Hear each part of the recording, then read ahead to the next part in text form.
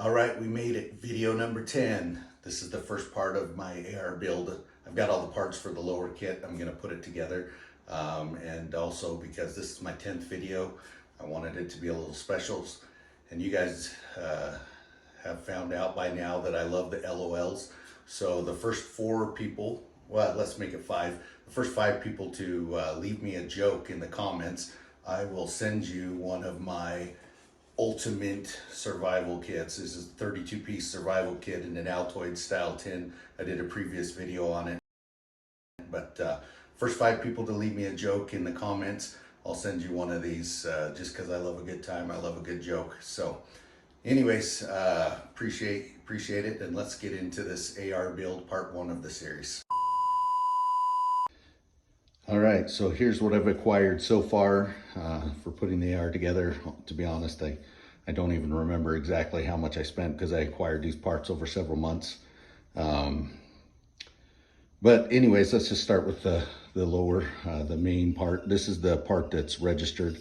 So you do have to, purchase this from an FFL and have a background check. I know there's lots of different manufacturers out there, and you'll notice as I go through these parts that I didn't cheap out. Anderson makes good quality lowers that are very affordably priced. But I just like the logo on the Aero Precision, and they also make really good ones. This is a multi-caliper lower. I haven't really decided what I'm going to put on the upper yet. As I assemble this, if you have suggestions, just put them in the comments. But probably just stick with the 5.56. But anyways, this is Aero Precision. This is nice milled aluminum, nice machined parts, very good quality. I like the logo.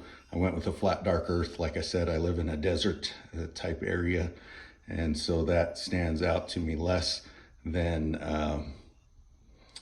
the black. And I've got some black parts in here too. So flat dark earth and black, kind of to break it up so it's not all the same color of the gun. I think that just gives it a cool look. I went with the Magpul handle, the grip. This is cool. It's flat dark earth also. I like this. I like the looks of it, especially when you get it on the gun. It comes with a couple different grips so that you can swap out there. I did open it up and kind of look at it, but and you can also change the front if you want it to have a bit of a finger spacer in there. I think I will just keep the flat front on that. For the parts, I ordered the CMMG lower parts kit for an AR15.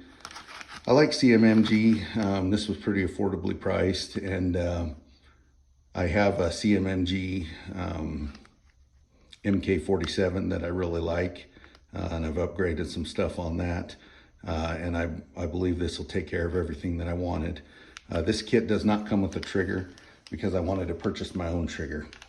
And I did purchase a Franklin Arms binary trigger. I have not used a binary trigger before, but I've seen a lot of videos on them. And I wanted to put one in this gun. This is a Black Friday type special. So if you're not familiar with binary triggers, you can fire them semi-automatic just like other triggers. But it also has a binary setting. So then it will fire when you pull the trigger, and it will fire second shot when you release the trigger, which allows you to fire a lot faster. And it can also be a tactical thing if you're engaging multiple targets, like in drills or in a shooting competition. You could fire the first round, move to the second target, release your finger, and fire the second shot. So it allows you to empty a magazine really quickly, and I'm excited to put this in. I did not realize that this came with a buffer spring. When I purchased it, I should have read the description a little bit closer. because I purchased a separate Geisselle tube and buffer spring. But I will probably use this buffer spring. I really like it. It's got 3 strands woven together, which according to the reviews or the comments, allows it to be, you know, about 20% stronger, which will give you better cycling. And Geisselle makes really good products.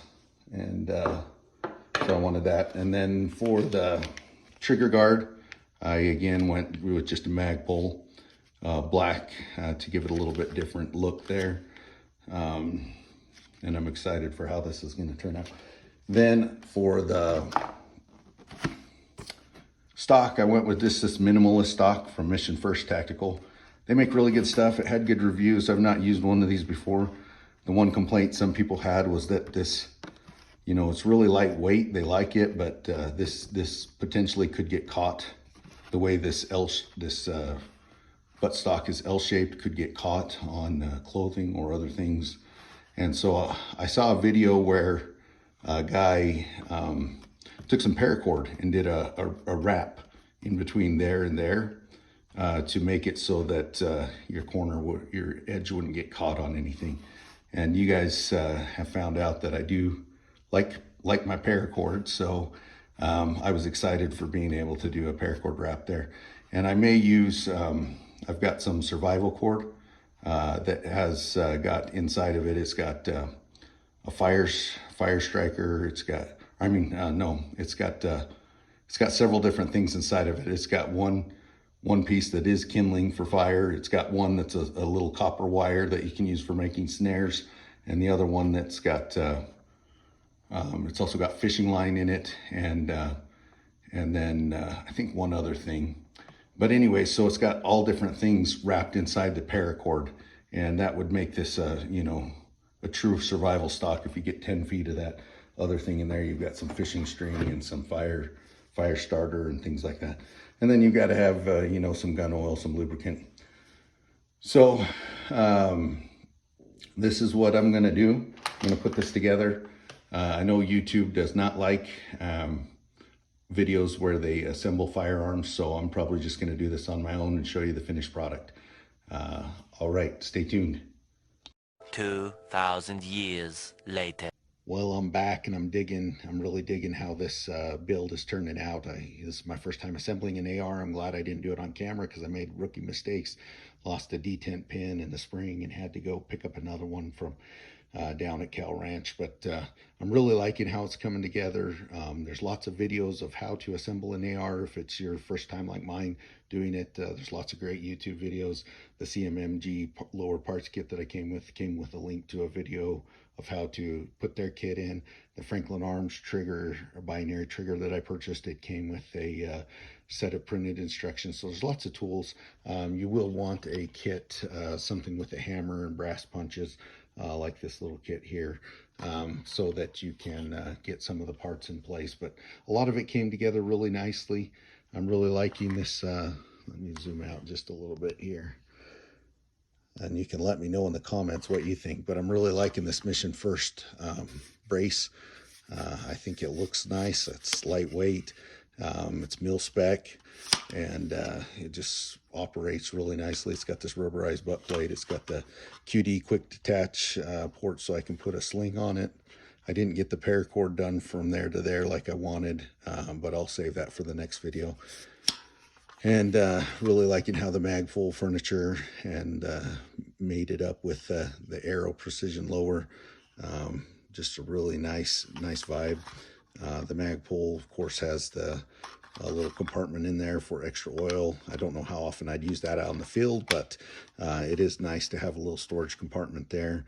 The binary Franklin trigger, Franklin Arms trigger really went in pretty smoothly.